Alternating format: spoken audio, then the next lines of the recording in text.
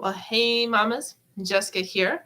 Let's talk about school supplies. Today's focus, 3-ring binders. So, is that on your tweens, your teens, or even your college students list? Is that something you will be buying this year? Let me know down below with a quick yes or no or an IDK if you don't know.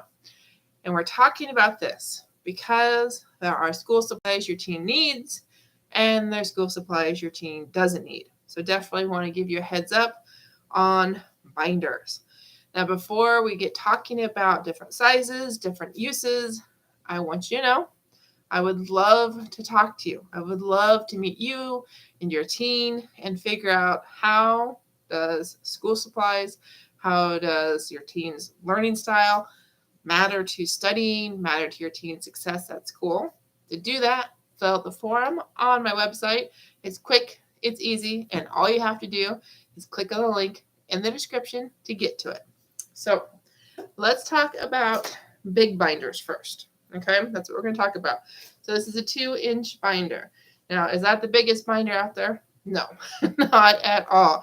But this is definitely a binder, very easy to find at the store. It's really cool. It even has one of those little pockets in the front where you can put a piece of paper in there. I don't know if you can see that, but this is something that your teen, that you, mama, might be tempted to buy your teen.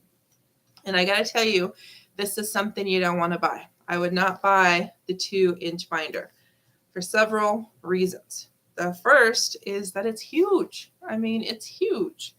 It takes a lot of room in your teen's backpack. It takes a lot of room in your teen's locker. And think about all the classes that your teen has. If your teen has 4 classes, block scheduling, that's like at least 4 of these. And that would get really, really cumbersome. That's a lot to carry around all day or even class to class. So definitely, mamas, would not buy these 2-inch 3-ring binders, okay, just for size alone. Now, I'm curious, does your teen have a locker? Does your teen actually use his locker? Because of the school I'm at as a tutor, as a substitute teacher, I don't know if I introduced myself in this video. I just kind of got started, so sorry about that, moms. But the school I'm in Kansas, they don't get to use their lockers. That's just not an allowed thing, or maybe it's allowed and no one chooses to. I know I've been in districts that are both ways, that there's just too many problems with lockers, so some districts don't even allow kids to use them. But definitely do know 2-ring binders, I keep saying that, 2-inch 3-ring binders, not something I would have, in your shopping cart for your teen. Now, totally different. I honestly don't remember this size. It's been a while. A lot smaller. It's either like an inch or a half inch. I honestly don't remember. I think it's like a half inch. But obviously, you see the difference in size? Huge difference in size. So if you're going to buy a binder for your teen, I would definitely encourage you to go smaller, not bigger, because this little binder, this half inch, whatever it is, going to take way, way, way less room in your teen's locker, in your teen's backpack. Okay? So that is kind of number one thing to consider. And then I also want you to think about what your teen's using this binder for. Okay? Now, this smaller binder, obviously not going to hold as much. They're not that big of clips. Well, the thing is, your teen does not need every piece of paper from every single class in his binder all year long. Now, I will tell you that your teen needs to keep everything. Yeah, for sure. I know that sounds kind of contradictory, but I don't want your teens throwing out their study guides. I don't want your teens throwing out the homework from 4 weeks ago. I want your teens, though, to keep their binders or folders, like we talked about yesterday, full of stuff they need, but stuff they need now, stuff that they need this semester, this unit, this chapter, this whatever. So definitely size matters when it comes to binders, and then also what goes into those binders. Okay, so this is something we'll talk more about in our chat. So definitely, if you haven't scheduled one yet, definitely fill out the form Do also know I'm live on YouTube right now on Ace Cookie Tutoring. I'm live on Facebook for Ace Cookie Tutoring. And, I want you to catch all of my live videos. My name's Jessica Coulter, and I am the CEO and founder of Ace Cookie Tutoring. So I talk about school-related things, learning, studying, whatever you need to know, mama, whatever your teen needs to know to have an awesome education experience. That's what I'm here for. So what other questions do you have about binders? Drop them below in case you catch the replay, or for some reason I don't see them while they're live. But other than, size and then what goes in here, I want you to also realize, mamas, binders, it's super easy to lose things. Unfortunately, it's easy for papers to rip out. Okay, so there's those little sticky little dots that are really good. And also, it really stinks that if the teacher doesn't give your teen something that's already hole punched, well, then your teen either has to go find the hole punch, or what happens more often than not with students I see with loose leaf paper, they just throw it into their backpacks. They just throw it in some random pile of something. They might stick it in between their keyboard and their screen of the computer. They just essentially throw it somewhere if, they don't have it hole punched. Now, obviously, there's pockets. You think, okay, teens will use the pockets. Well, unfortunately, these pockets only hold so much. And unfortunately, it's really easy to bend things. And then like on this one, even though I've had this for a while, and I actually did use it in school myself, that's another reason to have binders. 3-ring binders is they last a long time. But, you can't get stuff in there very easily. It's, there's not a lot of room. And unfortunately, kind of easy to destroy if you're not careful. But that's another reason, binders. And very last thing I really want to say here, as I'm telling you, what school supplies are good, school supplies to avoid.